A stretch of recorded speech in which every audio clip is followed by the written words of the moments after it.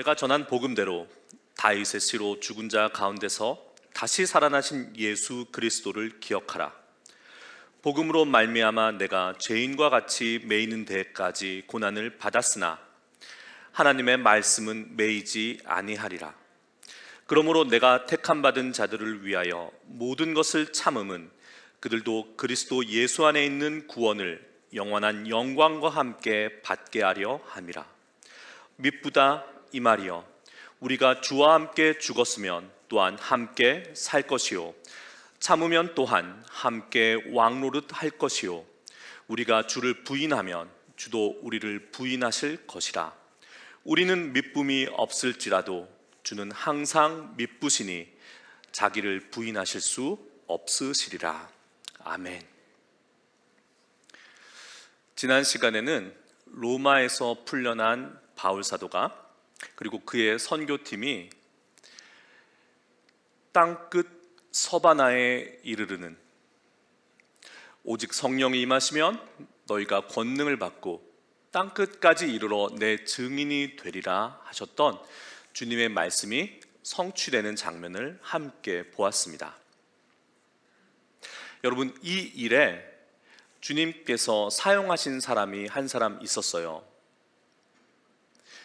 그 이름 기억나실까요? 주님께서 로마의 귀족 자제 한 사람을 부르셔서 그에게 복음의 감동을 주셔서 그를 주님의 일을 이루는 도구로 사용하십니다. 누구였죠? 부대. 디모데후서 4장 21절에 등장하는 부대, 푸덴스라는 사람이었습니다. 복음에 감동된 부대는 자신의 집을 바울 사도에게 내어주죠. 복음을 전하는 복음 전도의 장으로 만듭니다. 그리고 황제 네로에게 사도를 보증서요, 선교팀을 꾸리고 스페인 선교팀에 필요한 모든 경비를 댑니다. 그리고 과거 안디옥 교회가 그러했던 것처럼 로마 부대의 집은 이 바울 사도 선교팀의 스페인 선교의 베이스 캠프가 돼요. 지난주 이야기는 땅끝 가데스에 다다른 지 사흘 만에 이 로마 부대의 집으로부터 날아온 편지, 그 지점에서 끝이 났었어요. 지난번 소개해드렸던 토마스 이 슈미트, 이 사도행전 후서, 이 책에 따르면 우리가 가데스에 머문 지 겨우 사흘째에 로마에서 부대의 사자가 배편으로 서신을 가져왔다. 바울에게 에베소로 와줄 것을 부탁하는 내용이었다. 거짓 교사들이 에베소 교회를 위협하고 있었던 것이다. 오늘의 이야기는 바로 이 지점에서부터 시작합니다. 연말이 다가오고 있었으므로 바울은 최대한 빨리 가데스를 떠나기로 했다. 사도행전 후서의 기록이에요. 이게 성경은 아니죠. 그래도 신뢰할 만한 충분한 근거가 있는 책입니다. 연말이 다가오고 있었으므로 바울은 최대한 빨리 가데스를 떠나기로 했다. 그래서 우리는 상인들을 싣고 가는 배에 올랐다. 배는 카르타고와 수라고사를 거쳐 크레타, 그레데 섬이죠, 크레타에 입항했고 우리는 거기서 내려 에베소로 가는 배를 만났다.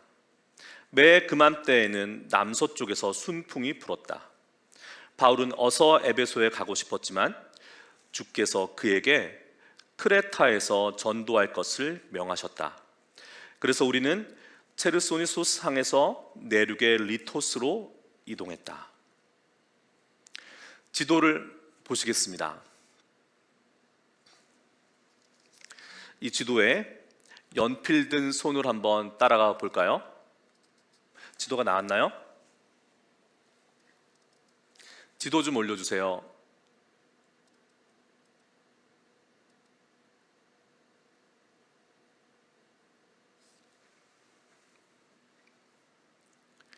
지도에 보면 거대한 손이 하나 보입니다.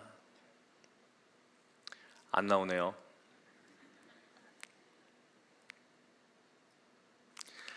준비되면 알려주세요.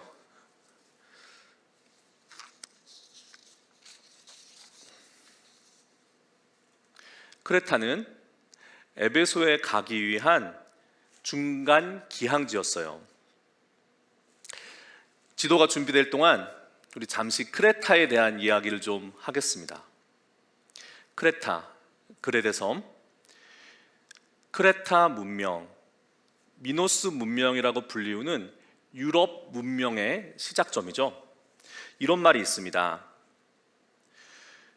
크레타 문명은 연속된 유럽 문명의 첫 번째 고리이다. 이 크레타에서 시작된 문명이 바다를 건너서 그리스로 갑니다. 그게 서구 문명의 뿌리가 되는 그리스 문명이 돼요. 이 크레타 사람들, 이 이야기가 성경에도 나와요. 이 크레타인들은 영리하고 자존심이 강하고 오만했습니다. 지도 준비됐나요? 지도 한 장 보시겠습니다. 이 거대한 손이 로마에서 시작해요. 시계 반대 방향으로 스페인을 향하고 스페인에서 2년 가까이 선교가 이어집니다. 마침내 땅 끝에 이르르고 땅 끝에서 부대로부터 온 편지를 받고 지중해를 서쪽에서 동쪽으로 가로질러서 터키 땅 소아시아에 있는 에베소로 향하고 있는 거예요. 그리고 그리스 밑에 크레테 섬이 있어요. 지금 이 크레테 섬을 이야기하고 있는 겁니다. 지도 내려주셔도 돼요. 성경에 나오는 크레테 사람들의 이야기 한번 보겠습니다. 디도서 1장 12절이에요. 그레데인 중에 어떤 선지자가 말하되 그레데인들은 항상 거짓말장이며 악한 짐승이며 배만 위하는 게으름뱅이라 하니. 세상에 이런 독설이 어디 있습니까? 사도의 독설이 아니에요. 이 말을 한 사람은 그레데인 중에 어떤 선지자, 에피메니데스라는 크레타 출신의 현인이에요. 이분은 반쯤은 신화적인 인물입니다. 그런데 이 사람이 자기 동족들을 향해서, 크레테 사람들을 향해서 이렇게 말한 거예요. 그레데 사람들은 다 거짓말쟁이다. 근데 이 말을 하고 있는 에피메니데스 본인도 그레데 사람이죠? 그렇죠. 그러면 이 말을 하고 있는 에피메니데스는 그레데 사람이니까 자신도 거짓말장이란 소리예요. 그러면 거짓말장이인 에피메니데스가 한 소리는 참일까요? 거짓일까요? 거짓이죠. 지금 이거 뭐 논리학 따지자는 이야기가 아니고 지도가 안 나와서 여기까지 온 거예요. 이게 유명한 에피메니데스의 역설, 그 이야기예요. 바울 사도가 지금 이 얘기하고 싶어서 하는 게 아니고 그만큼 이 에베소로 가는 중간에 들렸던 그레데 섬이, 그 그레데 사람들이 영리하고 자존심이 강하고 오만해서 복음을 전하기에, 복음 사역하기에 안 좋은 환경이었다는 걸 말하고 있는 겁니다. 사도는 이 섬에 사랑하는 제자 디도를 남겨요. 디도서 1장 5절을 보겠습니다. 내가 너를 그레데에 남겨둔 이유는 남은 일을 정리하고 내가 명한 대로 각성의 장로들을 세우게 하려 함이니. 사도행전 후서에 따르면 한 달 후에, 그레데 섬에 도착한 지 한 달 후에 디도를 리토스에 남겨서 그곳의 신자들을 굳건하게 하고 인근 성읍들의 복음을 전도하게 합니다. 그리고 자신들은 우리는 에베소로 출항했다, 이렇게 되어 있습니다. 여러분, 사도행전에 제가 언제 한번 말씀드린 적이 있어요. 사도행전의 기록에서 우리는, 우리가 이렇게 기록되어 있을 때는 그 기록자 누가가 바울 사도와 함께 동행하고 있는 거예요. 그 선교팀의 일부였던 디도를 온통 거짓말쟁이며 악한 짐승이며 배만 위하는 그레데 땅에 남겨두고, 그 제자 디도를 향한 걱정이 얼마나 컸겠어요. 그래서 적어보낸 편지가 디도서예요. 그리고 사도 일행은 마침내 에베소에 도착합니다. 우리는 강한 남풍을 따라 낙소스 섬을 거쳐 사흘째에 에베소에 이르렀다. 그레데섬부터 에베소까지 그 먼 거리를 사흘 동안에 주파했다고 하니 바람이 아주 도움을 준 거겠죠. 우리가 도착하자 장로들이 바울에게 말하기를 그곳의 교회가 두 파로 갈라졌다고 했다. 한쪽은 오네시보로의 집에서 브리스길라와 아골라를 비롯한 일부 사람들과 함께 모이고, 그러나 후메네오와 구리생업자 알렉산더가 더 많은 사람들을 꿰어 바울을 대적했다. 사도를 에베소로 급히 청한 이유는 바로 이 문제였어요. 에베소 교회가 분열되었던 것입니다. 한쪽은 오네시보로의 집에서 참으로 신실한 믿음의 동역자 브리스길라와 아골라를 중심으로 모이는 사람들이었고, 그리고 다른 한쪽은 후메네오와 구리세공업자 알렉산더를 중심으로 모이는 그룹이었어요. 그런데 이 사도의 대적자들의 그룹이 세가 더 셌던 것 같아요. 무엇이 에베소 교회의 분열을, 이 두 그룹을 가른 것이었을까요? 우리가 함께 읽은 본문 말씀이 이렇게 시작됩니다. 내가 전한 복음대로 다윗의 씨로 죽은 자 가운데서 다시 살아나신 예수 그리스도를 기억하라. 내가 전한 복음, 사도가 전한 복음과 다른 거짓 복음이 에베소 교회에 들어왔고 득세하고 있었습니다. 그리고 그 거짓 복음의 핵심은 다윗의 씨로 죽은 자 가운데서 다시 살아나신 이라는 말씀에서 알 수 있듯이 예수 그리스도의 성육신, 육체성을 부정하고 부활을 인정하지 않는 것이었습니다. 이때 에베소 교회로 찾아든 이 이단은 보통 이단이 아니에요. 그 무렵 사도가 전한 복음과 다른 복음 가운데 가장 강력하고 골치 아픈 복음이 바로 가짜 복음이 바로 이 복음이에요. 무슨 얘기냐면 이것을 도세티즘, 가연설이라고 합니다. 예수님이 사람이 되셔서 이 땅에 오신 게 아니라는 거예요. 그럼 제자들이 보고 사람들 앞에서 복음을, 하나님 나라를 전파했던, 그리고 십자가 아래 달렸던 그분은 누구시냐?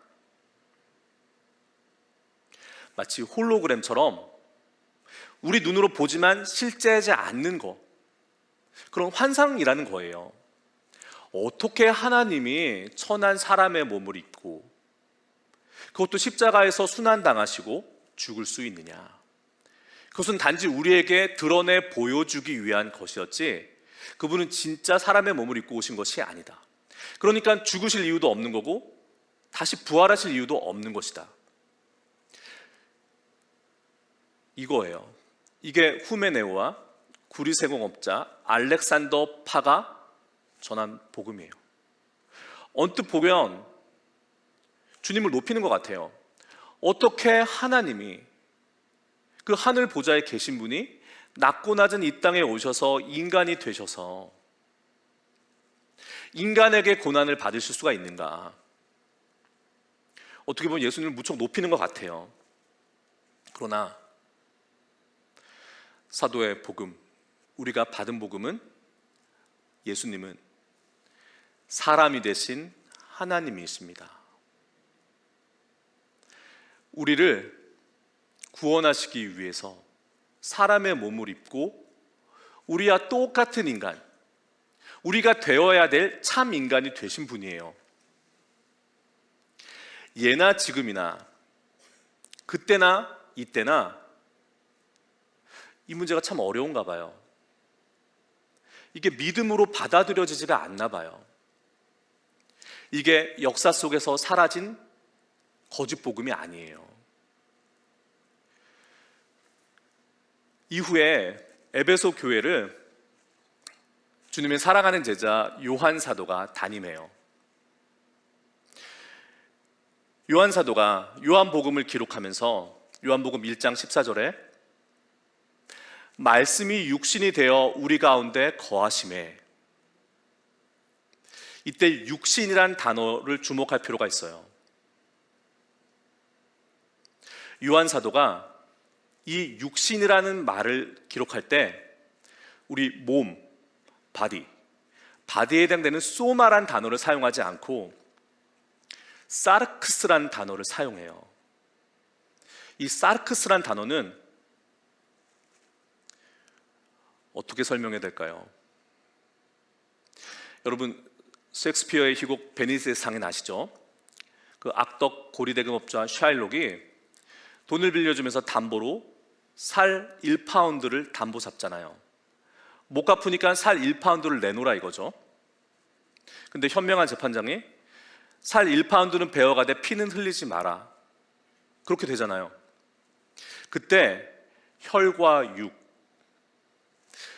배면 피가 뚝뚝 떨어지는 그 살덩어리에 해당되는 말이 사르크스예요. 말씀이 육신이 되어 우리 가운데 거하심에 라고 사도가 주님을 증언하면서 피와 살이 섞여 있는 살덩어리, 사르크스란 단어를 사용한 이유가 바로 여기에 있습니다. 예수님의 육체성, 성육신을 부인하는 그 이단들이 그렇게 많았던 거예요. 에베소 교회에. 이야기로 돌아오겠습니다. 그래서 땅끝 스페인에서 급히 에베소로 돌아온 바울 사도가 사랑하는 에베소 교회 교인들을 향해 던지는 애끓는 설교, 한번 들어보시겠습니다. 형제 자매들이여, 나는 2해 동안 여러분과 함께 살았습니다. 여러분은 주께서 여러분의 영혼뿐만 아니라 육체도 돌보심을 많은 기적과 치유를 통해 보았습니다. 그런데 이제 주께서 더 이상 돌보지 않으신단 말입니까? 여러분이 이 사람들의 어리석음을 지혜로 착각해서 잘못된 길로 빠진 것이 아닙니까?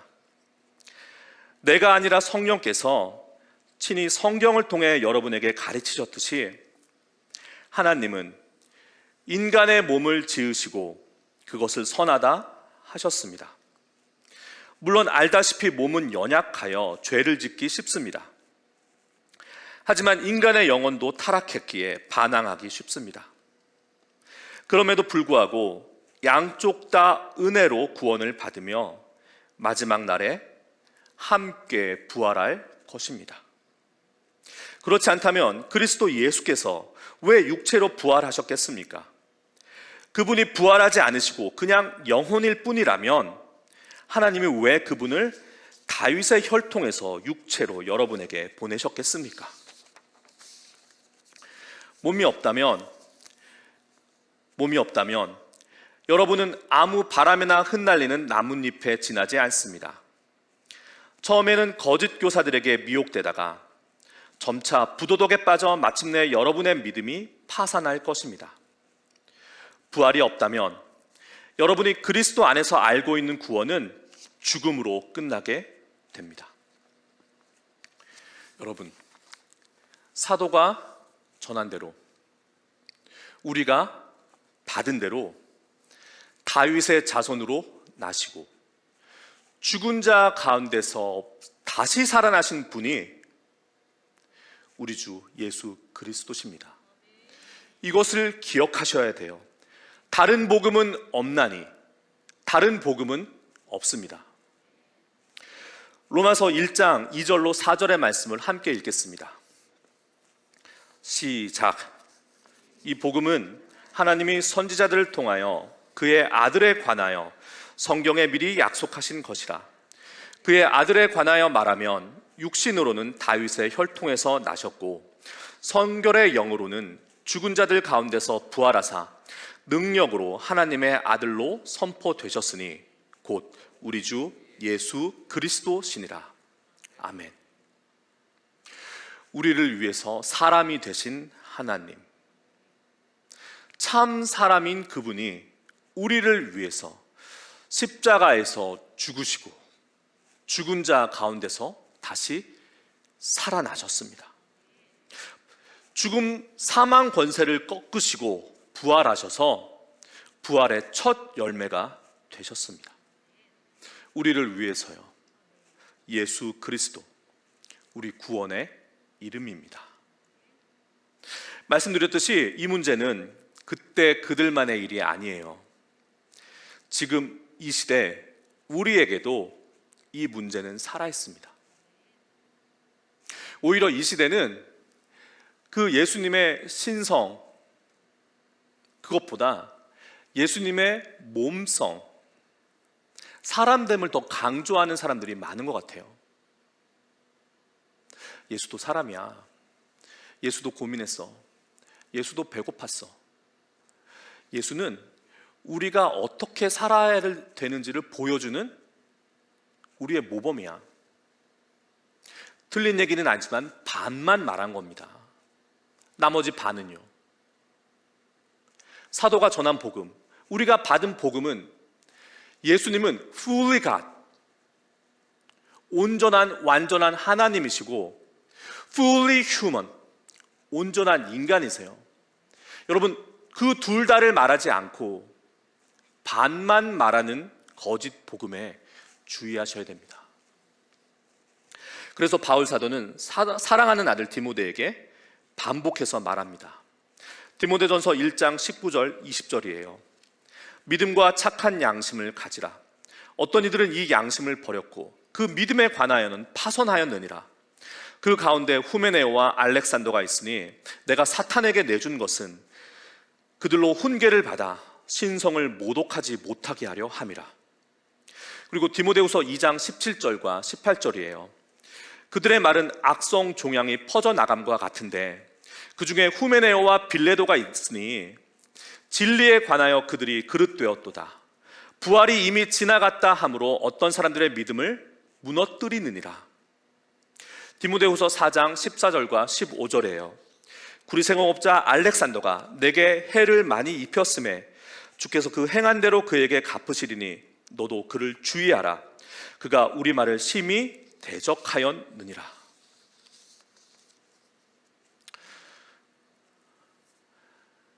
여러분, 바울 사도가 사랑하는 아들 디모데에게 편지를 쓰고 있을 때 로마의 마머틴 감옥이에요.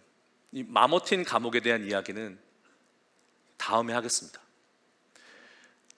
감옥에서 편지를 쓰고 있을 때 이건 상상이에요. 만약 그 옆에 있던 누군가가, 어떤 사람이 잠깐만요, 당신이 그토록 간절하게 말하고 있는 그 복음이 대체 무엇입니까? 당신이 이렇게 말하려고 하는 바가 대체 무엇입니까?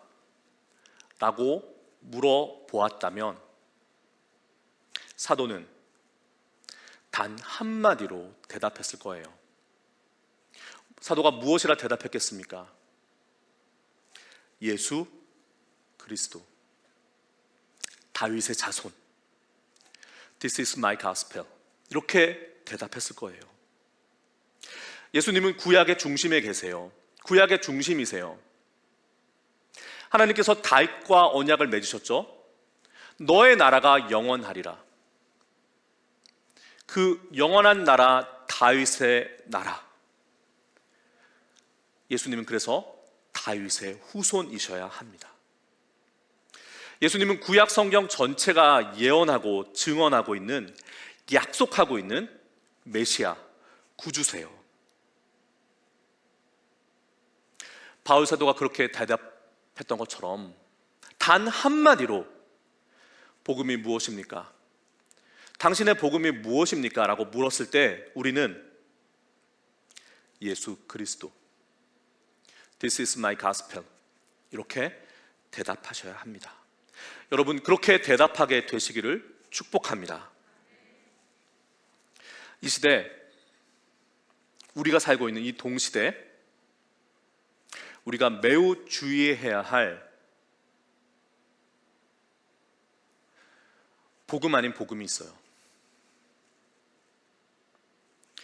흔히들 복음을 구원의 방정식처럼 이야기해요. 죄 더하기 십자가 더하기 회개, 이 세 가지가 더해지면 이꼴 구원. 여러분 익숙하시죠? 이 구원의 방정식 익숙하시죠? 익숙 안 하세요? 그런데 이 구원의 방정식이 잘못됐다는 것이 아니라 이 구원의 방정식이 바로 복음인 것처럼 말하는 것이 잘못됐다는 것입니다. 여러분, 이런 등식을 복음이라고 믿으십니까? 예수님은 복음 자체세요. 예수님은 이 구원의 등식을 성립시키는 어느 한 부분이 아니세요. 예수님은 정답 그 자체세요. 예수님은 우리와 하나님을 이어주는 다리일 뿐만 아니라, 다리는 건너가면 끝이잖아요. 그게 아니에요. 예수님은 우리가 건너가 만날 우리의 목표예요. 예수님은 단지 우리가 하나님으로부터 하나님께 용서받기 위해서 우리를 대신해서 죽으셔야 했던 분만이 아니라 살아계셔서 왕이셔서 왕으로 다스리시는 분이십니다. 우리에게 권능을, 우리에게 생명을 주시는 분이에요. 예수님을 그 복음 방정식에, 구원의 방정식 안에 일부분으로 가둬두는 어리석음에 빠지면 안 되겠습니다. 우리의 복음은 바울 사도의 복음처럼 예수 그리스도입니다. 복음은 그분이 누구시고 그분이 무슨 일을 행하셨는지에 대한 good news, 기쁜 소식이에요. 여러분 아멘 하셔야 됩니다. 사도행전 2장에서 성령 받은 베드로 사도가 떨쳐 일어나 외쳐요. 저 사람들 술 취했구나 라는 그 물음에 짤막하게 대답한 다음에 이어지는 15절에 걸쳐서 그 유명한 오순절 베드로 사도의 설교가 나옵니다. 이 베드로 사도의 설교는 말씀드렸던 이 구원의 방정식 아니에요. 교리나 신조 그런 거 아닙니다. 회개를 촉구하고 개종할 것을 권면하는 유창한 연설도 아니에요. 베드로 사도의 오순절 설교는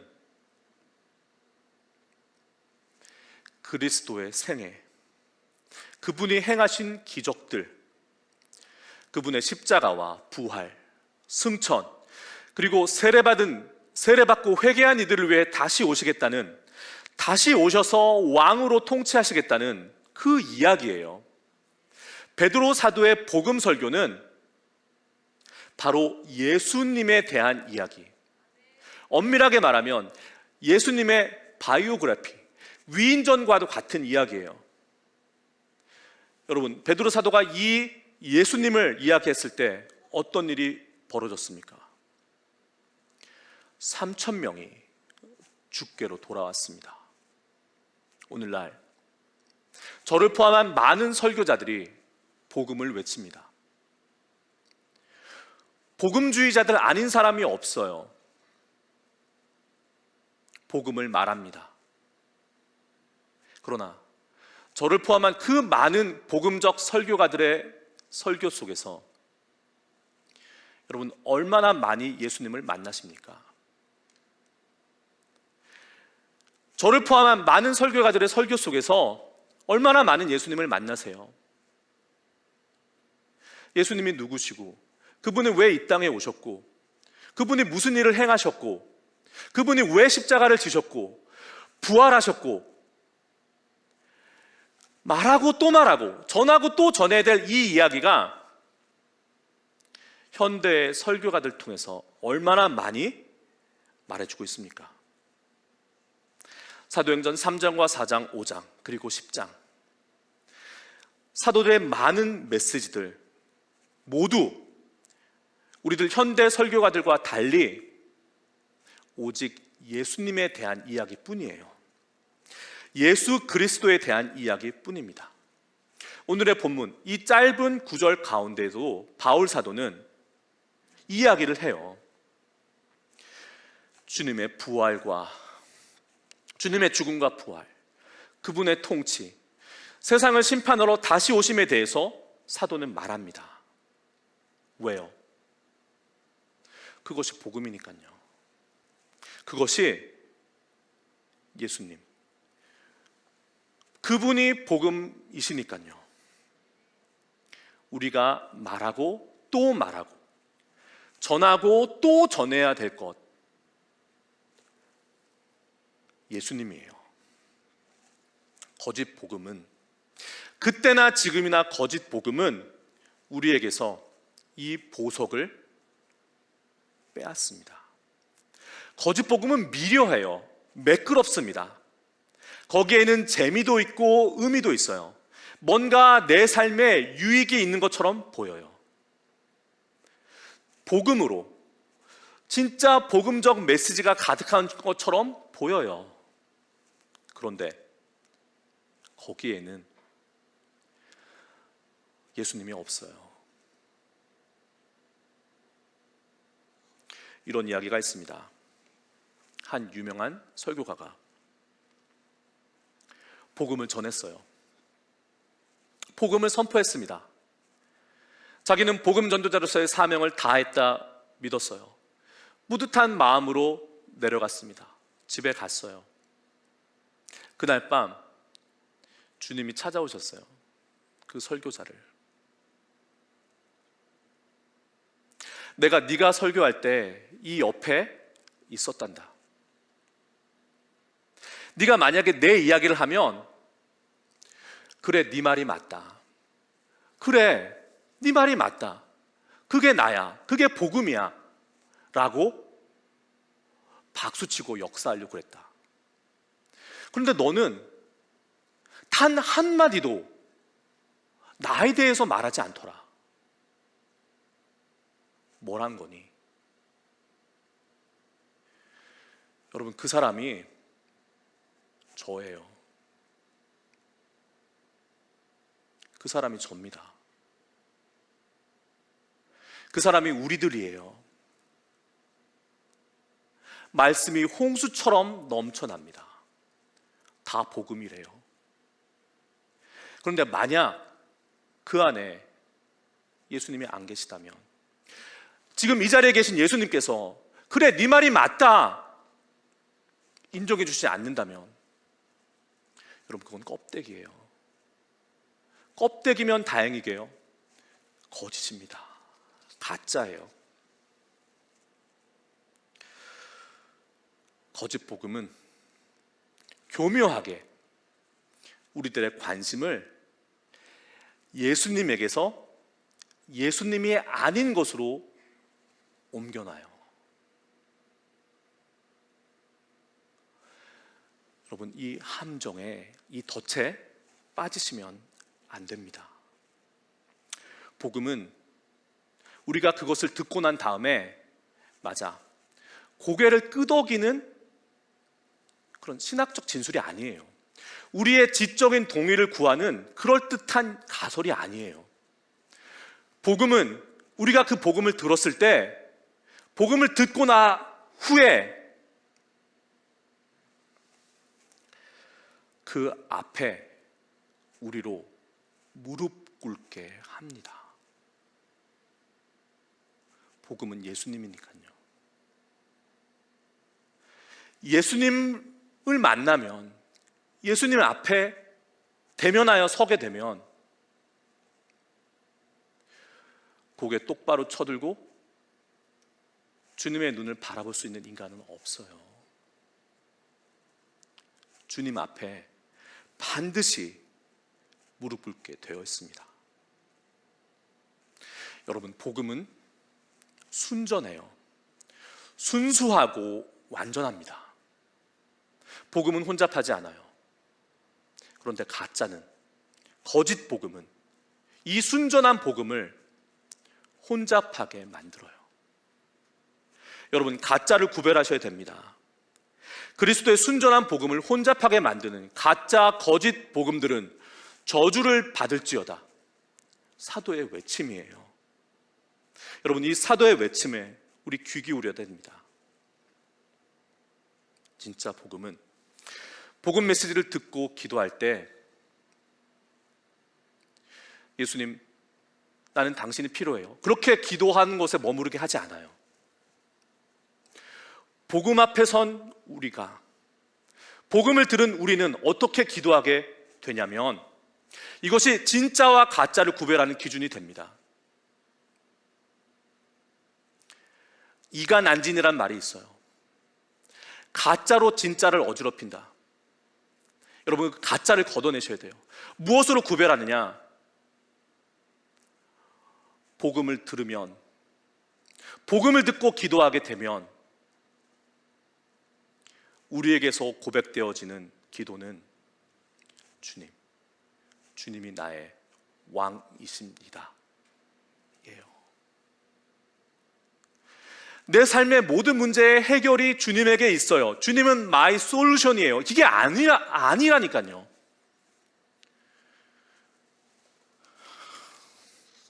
좀 진정하겠습니다.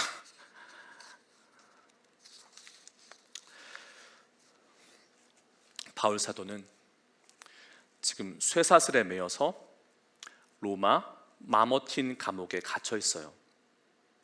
그가 매임은 그가 구원의 방정식, 복음 방정식을 설교했기 때문이 아니에요. 그가 새로운 왕, 진정한 왕을 알렸기 때문이에요.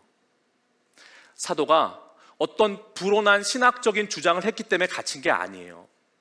사도는 네로와 그의 신민들 앞에서 진정한 왕 예수 앞에 무릎 꿇어라 라고 말했기 때문에, 복음을 외쳤기 때문에 갇힌 것입니다. 오늘 말씀 2장 9절에 복음으로 말미암아 내가 죄인과 같이 매이는 데까지 고난을 받았으나 하나님의 말씀은 매이지 아니하리라. 아멘.